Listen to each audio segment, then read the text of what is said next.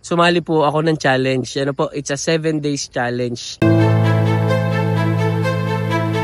Hi guys, Coach G, kamusta po? Tingnan nyo po yung lugar ko, nasan ako, very peaceful.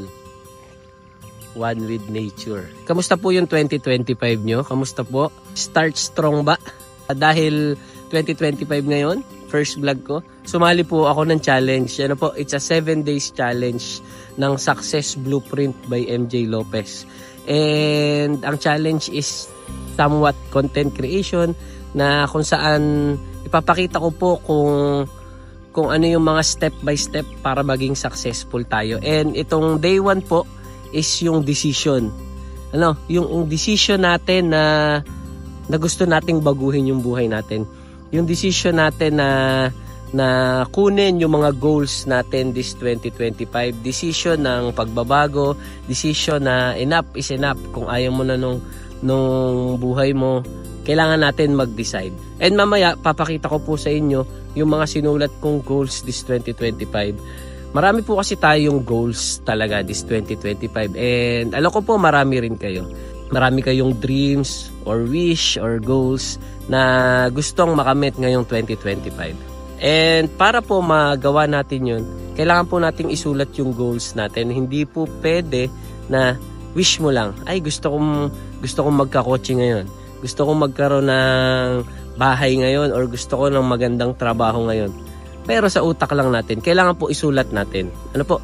And kailangan may plano, may direction. And once po na meron tayong dreams sa buhay natin or gusto natin maging successful someday, kailangan meron po tayong goal. Ngayon kung wala po tayong goal, para lang tayo nagwi-wish. Parang inaantay lang po natin yung mga chances, inaantay lang natin yung mga bagay na dumating. And kailangan po natin isulat. And hope ma-adapt nyo rin po. Para po sabay-sabay tayong aangat this 2025. Sabay-sabay po tayo magiging successful at makukuha yung mga goals natin. Okay po? Hi guys, Coach G. Papakita ko lang sa inyo yung binanggit ko kanina na goals na sinulat ko. And ito yun, ito. Marami. Meron dito na goal ko na magkaroon ng 300,000 monthly income. Parang kung iisipin mahirap or parang imposible, pero I know I'm capable and malay nyo, di ba? Basta nasa goal. And then also meron din akong goal dito na maging podcaster, yun. Kumbaga mag-podcast. And isa yun sa goal ko. Bukod dito sa content creation, magkaroon ng podcast. And yung maging motivational speaker. Ayun, gusto ko talaga yun. Anyway, na-share ko lang sa inyo para kahit kayo din, gumawa kayo ng goals nyo this 2025. Hope na makuha natin yun. Wala namang masama. Para at least alam natin na mayroon tayong gustong puntahan.